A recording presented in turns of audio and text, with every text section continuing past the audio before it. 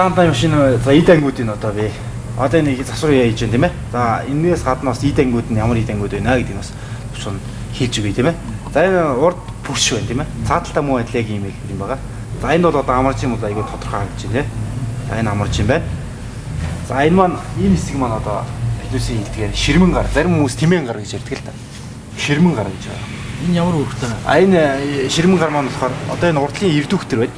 Энэ эрдүүхтрийг яг хойдлын араам хэсэгтээ холбож өгч байгаа.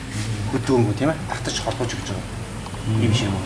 За энэ болохоор яг доод хэсгээр эрдүүхтрийн доод хэсгээр одоо ингэж тэмээний бүх хэлбэрийн тийм ээ. Ингэж ороож тэрвэрч байрлсан байдалтай юм идэг. За энэ нь болохоор одоо машины хэвтээ тэнцвүүлэгч явж байна тийм ээ. Энэ ямар үүрэгтэй? Энэ машиныг одоо тэнцвэржүүлэх. Ямар нэгэн байдлаар машины шарвалт ч юм уу тийм ээ. Ямар нэг тэнцвэргүй байдлыг одоо тэнцвэржүүлж өгч байгаа гэсэн тийм үүрэгтэй. Үүргээр нь нэрсэн юм шүү дээ. Хэвтээ тэнцвүүлэгч гэж тийм ээ. Ерөөсөө тэр хөдөлгөөнгөө барьж явах хэрэгтэй, тэнцвэржүүлж өгч явах хэрэгтэй. За энэ хэвтээ тэнцвүүлэгчийг дээш нь гэж холбосон холбоос байна л да.